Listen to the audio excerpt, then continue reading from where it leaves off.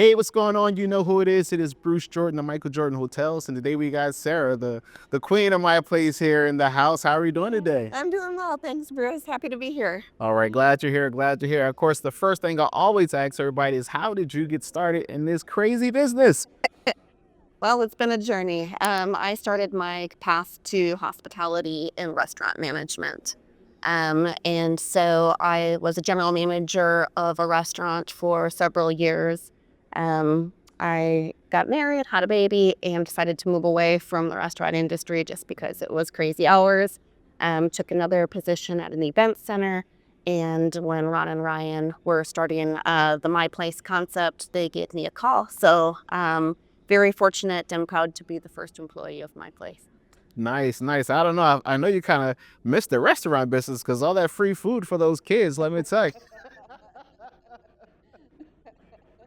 So tell us a little bit about my place. Today we're going to be talking about onboarding and how onboarding should be done by your franchise and how it's done as my place. So we're gonna start with like the first 3 or 4 steps that happens during the onboarding process. So you're signing a contract, we're ready to go, building's finished being built. What is usually the first step during the onboarding process? Well, I'm going to take you a step or two back. Okay. Because onboarding really begins even before you've signed a franchise agreement.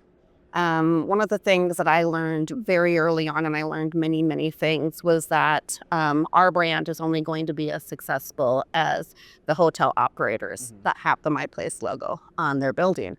And so we really strive to establish really meaningful relationships, and it's all about the people. And so prior to our franchisees or new owners coming into the My Place brand, we like to bring them to Aberdeen. We like to introduce them to the culture and to the team of people that they're going to be working with every single day.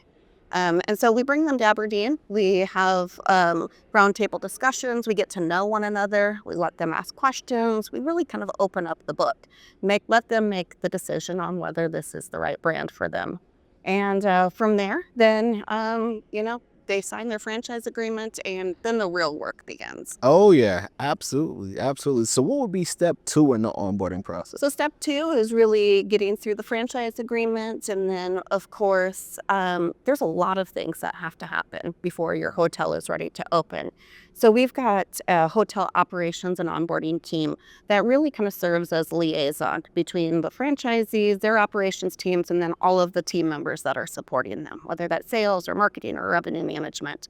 And so that team really works with them to make sure all the I's are dotted and the T's are crossed so that when they go to open their hotel, they've got everything squared away. That might be, anything from making sure their property management system is up, making sure that they've got rates established, making sure that they've got contracts in place for coffee programs and for their laundry equipment and all of the things that have to take place that might seem like, oh my gosh, this is a little bit overwhelming, but we've tried to take all of that work and try to simplify it and provide as much support as we can to make sure that everything goes very smoothly. What are like some of the, especially in the beginning phases, what are like some of the top 3 questions most franchisees ask?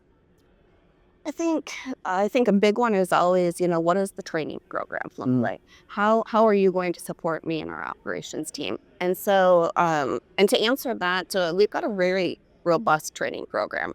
We bring general managers into Aberdeen at My Place University. Okay. We train them at our hotel. We really give them, there's a lot of classroom education, but really on hands-on training. From there, after, once the hotel is open, we also send our training team out to spend time at their property, training them at their location. That day one of when the hotel opens, being there to be their support.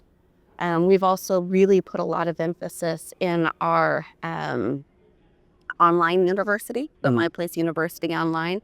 We've established curriculums for front desk agents, for general managers, for maintenance, for housekeeping, just everybody. Because, there's a lot of things that take place, and we know that general managers have a lot going on. And so if we can take some of that burden off of them and we can train their staff or help train their staff, it's a win for everybody. Nice, nice. I know a lot of questions also tend to move towards like staffing. Yeah. So, like, what are some of the things you do to make sure that they're prepared so they won't have as many staffing issues Yeah. when they're first opening up? Yeah, so the kind of the concept of my place is it's a smaller footprint, requires fewer staff. And so we really try to provide them all of the tools and resources to make their team, empower their team to really kind of take ownership in their position. Nice. Helping them to be the best front desk person and helping them to, see the why of why they are in their position and how it is so important and how it really does impact operations. I think if you can empower those team members to be the best version of themselves, it's going to be a win for everybody. That is fantastic. That is fantastic. Now, what are some of the difficulties that you've seen in the past that is probably not as big of a deal today, but compared to when you first started, they're like, "Hold on, I can't believe you used to do this. Glad we don't gotta do this no more." I think we've transitioned away from a lot of paperwork. Yes. Paperwork used to be a thing. It was all about making sure the boxes are checked. While that's still important today, I think that in any way that we can bring hospitality back into hospitality, we can create meaningful relationships with employees and guests alike. That is certainly kind of been, the path that we're going to go towards. Technology has really replaced a lot of what was previously done on a piece of paper. And so, kind of growing with that, I think that's also helped the staff transition. The younger generation likes that technology. They're very intuitive. Oh yeah. And so, kind of growing with them has been very successful. One of the things I used to hate when I go into a new property is setting up all the freaking vendors. Like, you can't just have one, you know what I mean? So, like, what are some of the things that you do to make that process a little bit easier? So it goes really back to our onboarding team. Our onboarding team makes sure that we've got the agreements in place. We've got the vendors set up to arrive prior to the hotel open. We've got the schedule kind of laid out for them. Because you're right, there's a lot of things that go into making sure that that hotel is guest ready. And so I think, the onboarding team does an exceptional job of just making sure that nothing is overlooked prior to the hotel opening. Wow. Are there any surprises that you used to see back in the day that you don't see anymore now, like compared to when you first started? Like, you just get sidelined with something like, I didn't see that one coming. Okay, hold on. What do you mean we have to have an elevator service contract? Well, yeah, there's that. I think every municipality is a little different. Oh yeah. So it's, the more that we can experience and the more that we can maybe say, okay, let's keep that in the back of our mind. Let's make sure that that isn't going to be a requirement at this location. Certainly has been helpful. But there's always those surprises that come up, and you just gotta kind of roll with it. Yeah, like in Florida, they have a backflow test. Okay. And you have to have that backflow test, Yeah. or they can shut your whole hotel down. Sure. And that's not like as big of an issue in other states. So when you're, onboarding in one state, it's gonna be completely different Different. than when you're onboarding in another state. Yeah, yeah. Every state and even every city within those states might have a different requirement. So I think the more questions that you can ask on the front end certainly will kind of eliminate, hopefully, reduce the number of surprises that you might have at opening. But we've done, a good job of making sure that we've kind of got all that documented and we can cross those things off before they become a challenge. But Yeah, like I think the craziest out of all of them is like the innkeeper laws are different in each state. okay, right. Like in one state they're criminal, and another state is civil. And you're like, okay, I'm not trying to go to jail for working in a hotel.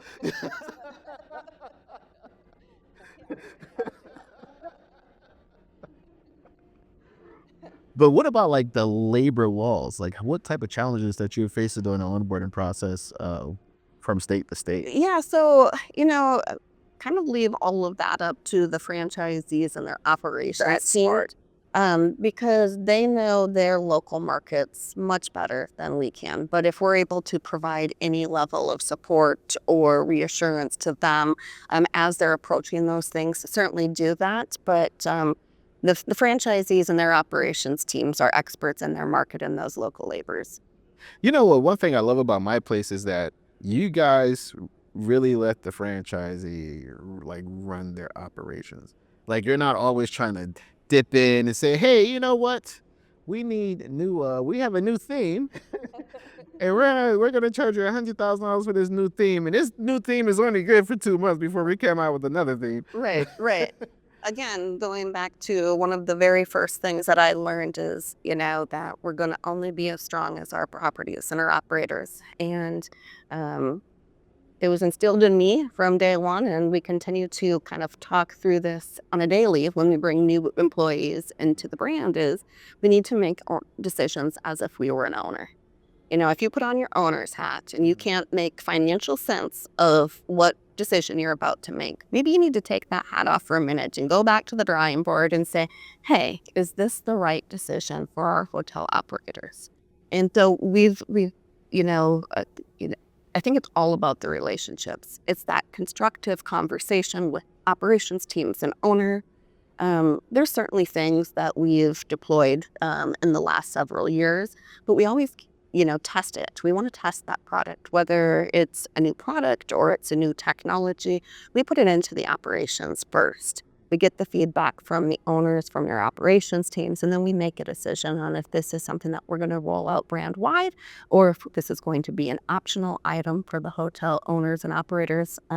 So definitely keeping those conversations and those relationships has been, who we started with and who we're going to continue to be. Nice, nice. Now, I got one more question before I let you go. What is your favorite part of the onboarding process? My favorite part of the onboarding process is the opportunity to see the hotel start from, obviously a flat piece of dirt Yeah. to the day that it welcomes the first guest. There's nothing that makes me more proud as to seeing that first guest. We kind of highlighted early on, like you're the first guest of the My Place in whichever location it was. And that's really, really rewarding for everybody.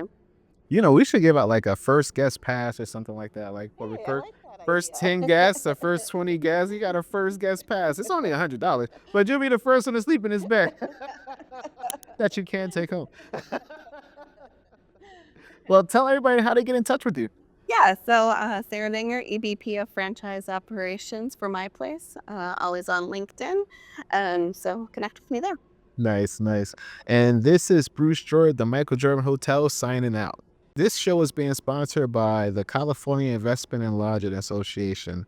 Make sure you go to Click Connect to join me in March for the conference that's coming up. And it's not just about California. They talk about the whole market. So make sure you come and join me and check us out. And we'll talk to you soon. I'll be at Click too. Yep.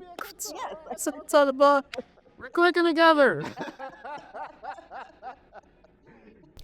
This episode was brought to you by the Hotel Revenue Bible, the #1 hotel revenue book that has ever been written.